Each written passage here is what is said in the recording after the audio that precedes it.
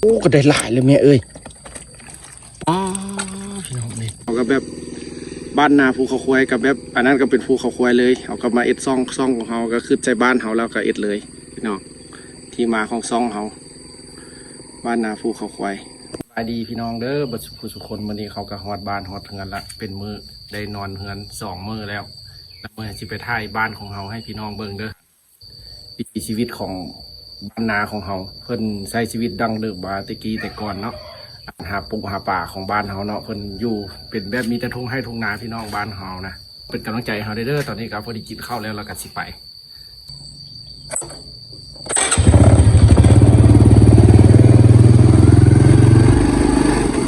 หาออก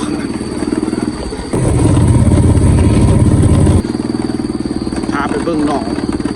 งที่เก่าแก่ที่สุดพี่น้องเลยอยู่ในหมู่บ้านของเรา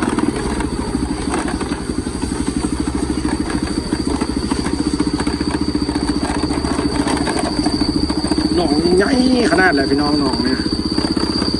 เลี้ยงประชาชนอยู่บ้านนี้แต่ว่าตั้งแต่จักกี่เส้นคนชื่อว่าบึงสังงันพี่น้องเป็นบึงเป็นหนองเป็นบึง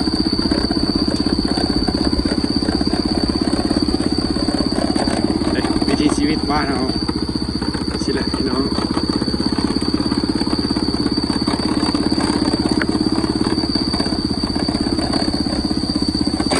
หนองนี้ว่าใหญ่ดีพี่น้องจักเก็กตาบ่ฮู้เลยบ่มีวันแห้งหนองน้ำตัวนี้ก็เลี้ยงชีวิตของประชาชนอยู่บ้านของเฮานี่เมืองพุทธคมแขมเมืองจันทน์นี่พี่น้องใหญ่ก่อนบ้านอีกหนองนี่นะเขาจะมีภาพมุมสูงถ่ายเบิ่งเด้พี่น้องมีหนองบัวมีปลาบัวอีกมีผือหนองนี่ถือว่าแบบเก่าแก่พี่น้องแต่เกิดมาแล้วก็เห็นอยู่นี่เลยแต่ไม่ตู้ทำไม่ตู้ก็มาใหญ่มาก็เห็นอยู่นี่จะมีนกเป็ดนกอย่างไรพี่น้องปลูกป่าผู้ใดมีความสามารถก็มาหาป่าได้เนาะถ้าใครอยู่บ้านใกล้เคียงที่ไทยเบิ่งเถื่อนยังบางคนโมฮู้เนาะว่าหนองนี่มันอยู่ใส่คือเพิ่นบ้านอื่นเพิ่นยังมาหาป่าเนาะพี่น้องบางคนมักการสิดเบ็ดบ่ป่าเล่นเพิ่นนักห้ามบ่ให้หาป่าแบบผิดกฎหมายพี่น้องให้หาแต่ใส่เบ็ดใส่มองใส่เบ็ดกับใส่มองแล้วมาได้พี่น้องบ้านเฮาเพิ่นให้หาเบิดใครมาก็หาป่าได้หนองนี่ยาวแหงพี่น้องใหญ่อีหลีใหญ่กว่าบ้านอีกอันนั้นก็เป็นสายภูเขาควายนั่นก็จะเป็นผาง้อยแล้วก็หนองแห้งนี้แล้วก็จะสิพี่น้องนี่มันจะบ่มีมือแห้งเลยจะมีขี้สนมป่าหลายพี่น้องให้มีความสามารถมาหาได้เลยปลาข้อปลาดุกอันนี้ประชาชนกำลังสิลงให้ลงนาใส่กะว่านกะเกี่ยมดำนาเดือน6ถ่ายเบิ่งพี่น้องเรื่องก็เลี้ยงไว้เลี้ยงคนเฟืองมัดวะฮั่นเฟืองอัดมือไหนดำนานี่เป็นเสียนดำแล้วน้ำท่วมฝนตกสู่มือเนาะดำนาน้ำท่วมทงนาแบบเป็นหนองที่แบบบ่มีมือแห้งเลยพี่น้องหนองกันใหญ่เลี้ยงชีพของประชาชนอยู่บ้านนี้ถึงประมาณหลายส่วนคนละพี่น้องเลยถามไม่ตู้มาอยู่นี่ก็ว่ากูเกิดมาก็เห็นละว่าท่านใครมาหาป่าหาอย่างก็มาได้เด้อพี่น้องเลย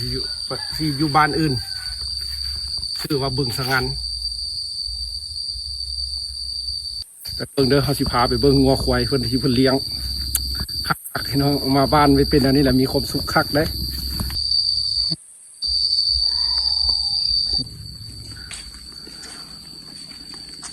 ตุยเนาะตุยได้งัวนี่นะซอยจูเด้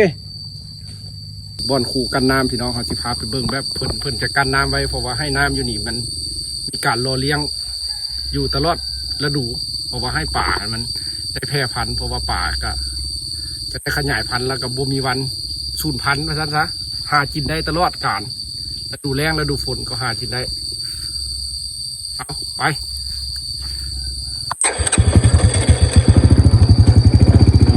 ไปเด้อที่ตามไปเขาสิพาท่ายให้เบิ่งบ้านของเขา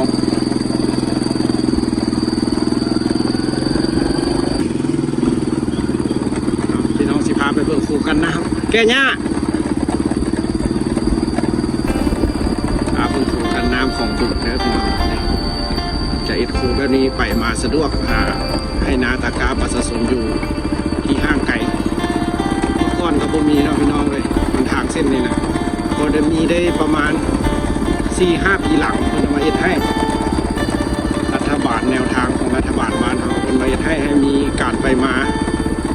ให้หานาสะดวกสบายเด็กน้องบึงแค่บึงว่าเลยใหญ่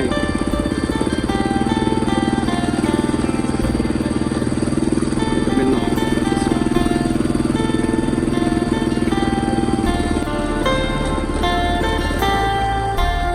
โอ้ก็ได้หลายเลยแม่เอ้ยวัดเลยวัดฝ่ายคู่กันน้ำสุดท้ายเบิ่งไทยมาพอดีเห็นเพื่อนนั่นคือกระดุมแต่สุดท้ายเบิ่งได้อยู่แม่มันโดดวะปลาข้าวนี่วะ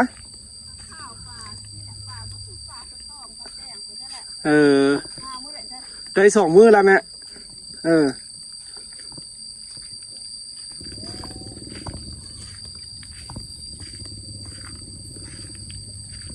ฝนตกเนาะป่าขึ้นมาได้เนาะ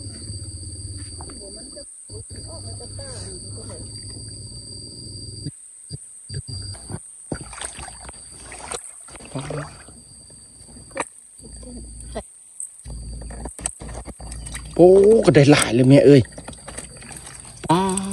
พี่น้องเลยห่วงตัวบอกง่ายก็ได้โอ้แต่เศร้าพุ่นเนาะแม่เนาะมันได้เนาะเศร้าย่านเศร้าย่านน้องได้คือนึงน้ำบลึกแมตปลาย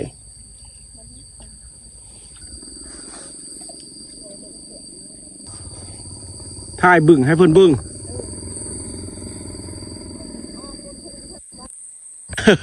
โอ้คันเวียนสูงกันถ่ายคักแท้ไม่น่าวะได้2 มื้อเลยดิ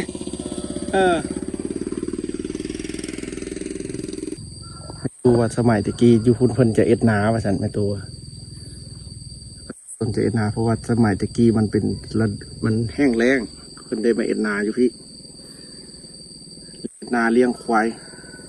มาเดี๋ยวนี้แล้วมันมีฝ่ายกันน้ำแล้วแบบน้ำก็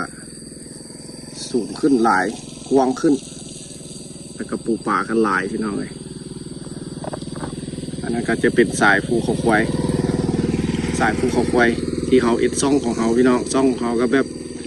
บ้านนาภูเขาควายกับแบบอันนั้นก็เป็นภูเขาควายเลยเขาก็มาเอ็ดซ่องของเขาก็คือใจบ้านเขาแล้วก็เอ็ดเลยพี่น้องที่มาของซ่องเขาบ้านนาภูเขาควายเมื่อหน้าเขาจีขึ้นไปภูแหละเทิงภูแหละจีไปถ่ายวัดป่าภูเขาควายเบิ้ง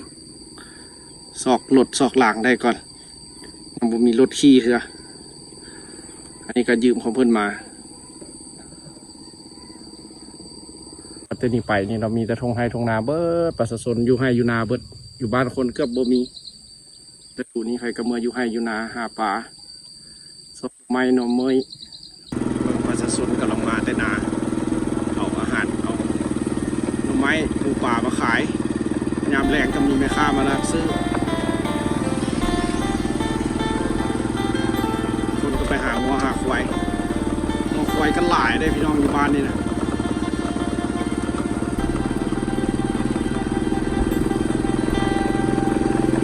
ดูนี้เพิ่นก็จะเอาไว้อันแบบเดินไทยก็เดินมันเนาะเป็นเดินเป็นครั้ง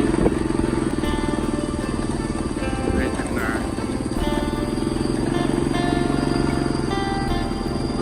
ขักพี่น้อง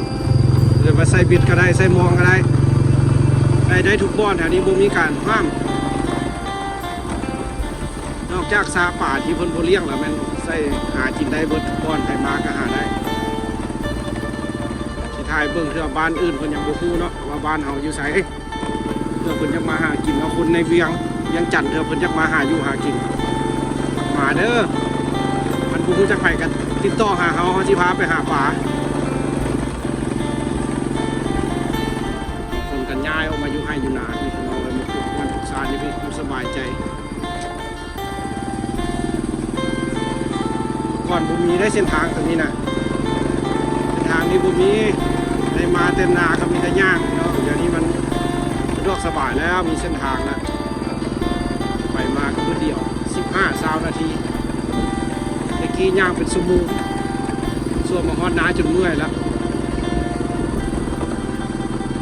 เดือนนี้ก็เป็นเดือน6เพิ่นกำลังเกี่ยมลงให้ลงนาปีเริ่มต้นนาปี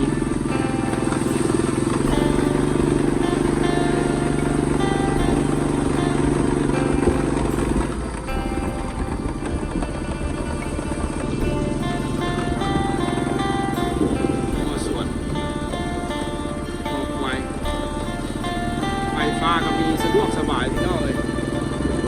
ก็มีไฟฟ้าไหนมานาที่มีไฟฟ้าครับเจ้าของที่ดินแล่นเอง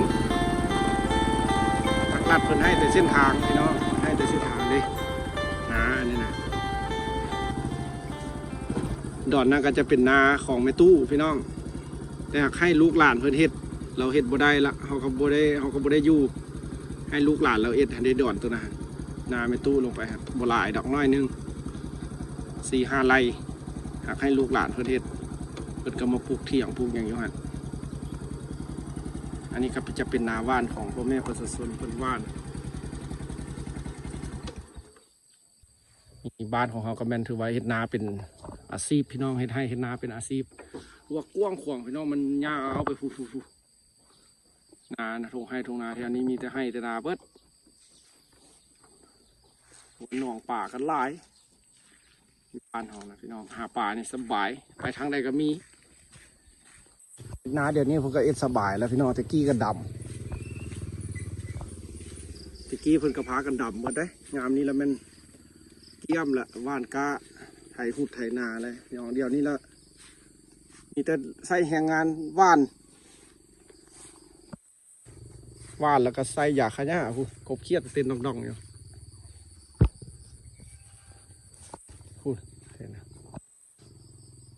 ยามแรงมาไม่ออกรอเครียดน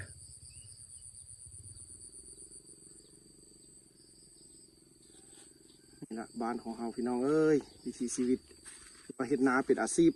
หลักเลยของประชาชนแล้วนาแล้วก็หาปลาขาย